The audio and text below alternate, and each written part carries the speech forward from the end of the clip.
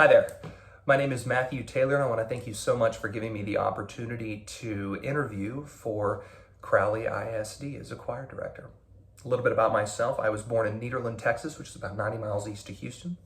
Born and raised there, grew up in the TMEA UIL system, played football, was an all-stater as a tenor, did one-act play, was in the musical, was very active in my community, in my church. My mother ran the music at our church, and so I would pinch hit for her from time to time, and eventually took over my aunt's job when I was a junior in high school at one of the other churches in the diocese as music director there.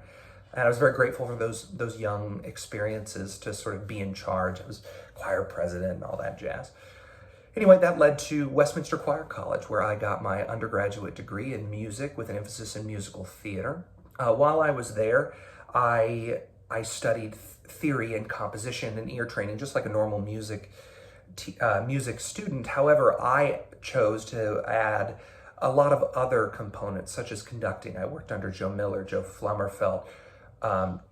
Jim Jordan was my intro teacher, and all of them still, obviously not the late Joe Flummerfelt, but everybody else still very good friends, very close with them. Andy McGill, I would call him a friend and a confidant any day of the week. And so after my time at Westminster, singing under some of the greatest batons that are currently waving about out there, New York Phil, Philadelphia, Cincinnati, Lucerne, and all of their respective conductors. After my time there, I became a teacher at Harlingen South High School, where I had two large ensembles under my own hand. The one I was the most proud of was 72 freshman girls, 8 a.m., 5 days a week, an hour and a half, and me. And I had the most wonderful time teaching those girls. Leaving them was very hard at the end of that year, where I was offered the national tour of Cats as Rum Tum Tugger. And when Andrew Lloyd Webber calls, you answer. So I spent the next couple of years being a performer, did a couple of national tours, a couple of regional jobs. And while I was on one of those national tours, I was accepted at Oklahoma State to be the graduate assistant to Dr. Z. Randall Stroop. I spent 2 years in Stillwater studying under one of the best conductors and composers that we've produced in the last, arguably, 100 years. And he really helped shape me as an educator and as a conductor. I'm so grateful for my time there. I was a co-director of the men's and women's ensembles, assisted heavily in the top ensembles as well as singing with them, worked on recordings, was responsible for his social media. I also music directed a musical while I was there for the theater department. It was a very robust time for me to sort of pull from so many different things that I love to do. However, the universe is a fickle thing, and I was offered the national tour of Guys and Dolls the day that I graduated. Now, that tour wasn't going to be for a few months. I needed something to fill the time with, so I worked as a press agent and technician at a regional theater in Orange, Texas. It was a really invaluable time that taught me a lot about collaboration and coordination and sort of how the business side of what I had been doing worked. The next few years were very full. I did 3 more national tours, an innumerable amount of regional jobs, mostly as principal actors or understudying principal actors, working with Broadway talent and making friends with Broadway talent.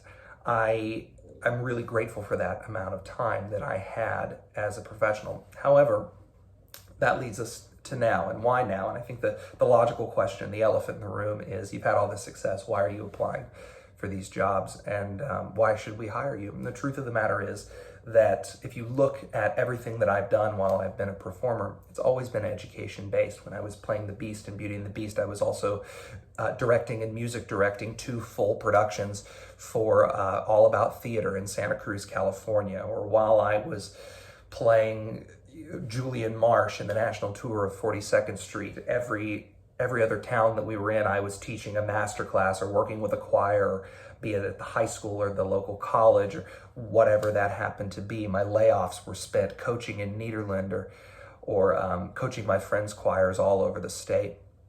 And that sort of kept that passion alive for me. But when did it shift? Well, it shifted when I realized how much of my family that I miss. And I am a very family-oriented person. And being out on the road is not conducive to that. I have elderly grandparents that I'm actually fortunate enough to get to help take care of right now.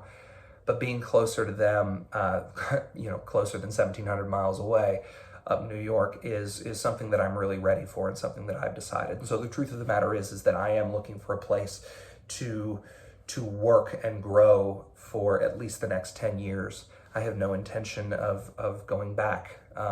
This is it. This is my life now. And it was always intended that I would get here. In fact, I had 2 more jobs lined up. One that was going to take place next month and the other in January. And at the end of that, I was planning on coming back to the city, coming back to Texas and pursuing, passing on all of this information that I've accumulated over this time. Anyway, and frankly, COVID just told me that it's time. This is my first love. This was the thing that I was intended to do. I was just very lucky to fall in with some very, very talented people who pushed me to have these other experiences. And I think that those experiences really inform me as an educator. I have such a deep respect and understanding for collaboration, be that between teacher and student, teacher and parent, teacher and other teacher, teacher and administration. I have always been beholden to those around me by virtue of being a leading actor in musical theater. That is my responsibility, is to sort of be that glue. And so that's one of the things that I think I bring to the table.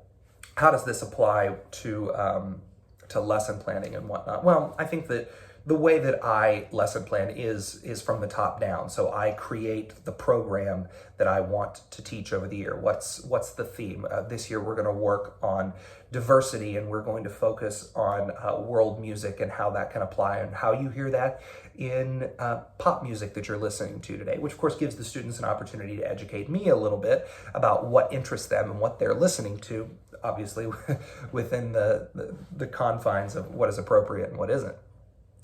But, choral music really speaks to the heart of diversity, because each ethnic group around this planet from whatever time period has a sound, has a language, has a rhythmic structure, has a pulse that is found in the music of that group. And I think that the choral classroom is the perfect place to bring that out. And so let's say hypothetically, we're going to do a year of world music. And so obviously, the rehearsal structure within that is based upon trying to make connections between different pieces of different things, so that the vocal mechanism isn't being jarred around too much, and I can draw connections between those for the student, which obviously compounds learning.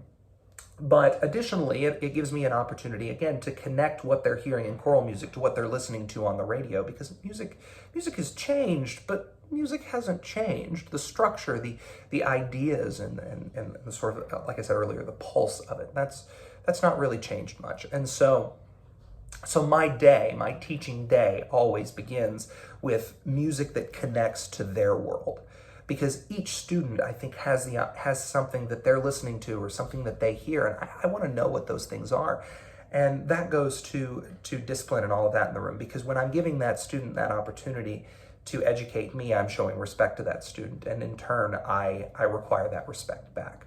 And so my classroom runs very similarly to a sort of democratic republic, where everybody can feel free to include me in what they think that their educational experience should be. And I think that gives the student the opportunity, when the student has a bit of agency and a bit of control over their own environment within the confines of the government that I set up as I am the leader of that government. I think that when you give the student that, you're not only creating a great musician, a great artist, a great future patron, you're also creating a great citizen. And I think that is what we are called to do as educators, above all, is to create young people who have the skills and the communication ability to have agency for their own lives and be contributing members of society. And so that's sort of my philosophy in a nutshell, and how I structure my classroom. I really hope to hear from you all. Been very excited. My friend Nick Chabot over in one of the other school districts spoke very highly of you guys, and I really hope to hear from you. Thank you so much.